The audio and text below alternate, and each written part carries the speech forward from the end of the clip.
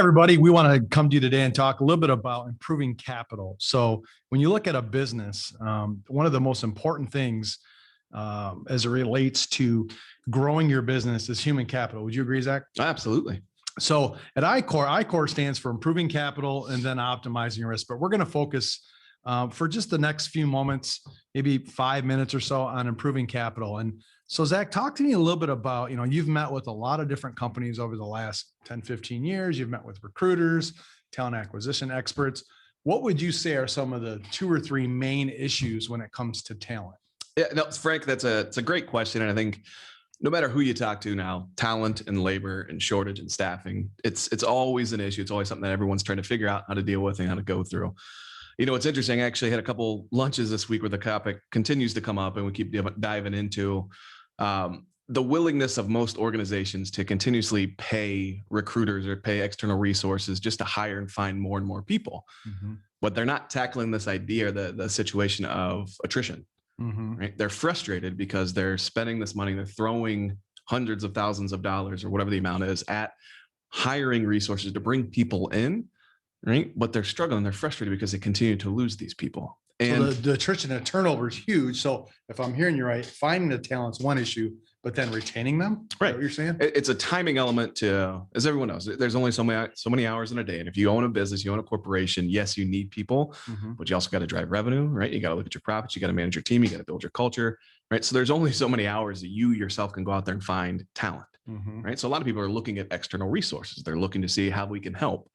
But then the challenge becomes they get frustrated as even if they're bringing people in, they start to see and they're losing people. Mm-hmm. And the feedback is always typically around coaching, around mentorship, around having the right support, mm-hmm. the resources.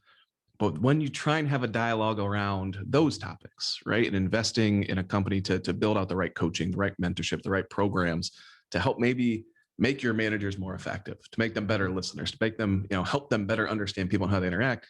Most people don't want to really invest money in there, right? Mm-hmm. And so now you have this cycle of we just want to keep throwing money at more people to come on. Well, we're not fixing the problem of why they're leaving.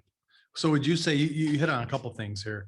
When you talk about coaching and mentoring and training, would you say those are 3 totally different buckets that often get thrown into the same pile? Oh, absolutely.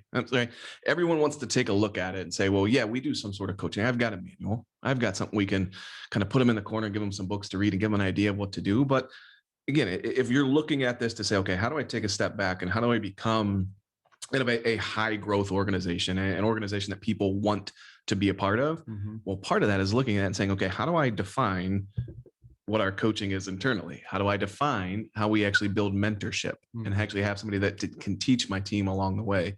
How do I kind of build that in with the idea or components of training and utilizing different resources? And you're seeing firms who, organizations that get it mm-hmm. are the ones who are investing and spending time and building out the core components and the structure that's going to support then the dollars they're spending on talent acquisition. Sure. Now you had said, and we'll talk in a minute here about some of the potential solutions that we would recommend, and we're open to having a conversation with you, but you had met with, like you said yesterday, one of the top recruiting talent acquisition firms in Michigan, correct? Yeah, absolutely. And so they shared this with you, if I heard you right, like, hey, they're always wanting us to find more people and place more people, but they don't want to put forth the effort or the investment in developing these individuals, which we both know from historical research that, 70-80% of people leave companies because they don't feel like you're investing in their personal development. Yeah, absolutely. And it's a frustrating conversation, right?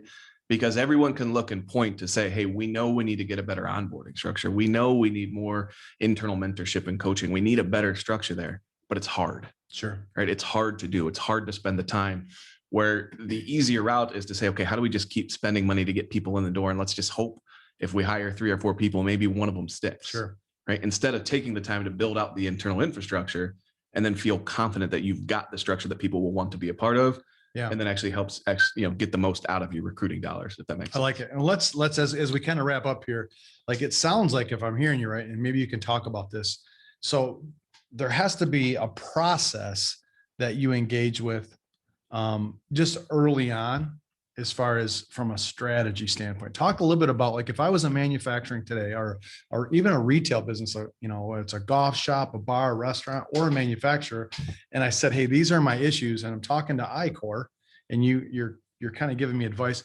What are some of the things you would, you know, one or two, three things that you would say, let's do these things first to start the process? What would those be? Yeah, well, I think, Frank, it's important for everyone to understand where we currently at today.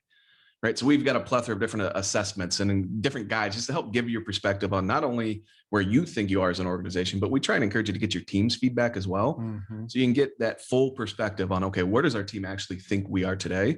Because oftentimes, Frank, what you'll see is a lot of times leaders and their perspective of what needs to change and what needs to be different can vary. So they can have a blind spot and they're Absolutely. not sure what's going on. Absolutely. And then they're spending time, effort, and energy trying to fix a problem that maybe others don't see or that they believe is a problem, but the team doesn't believe.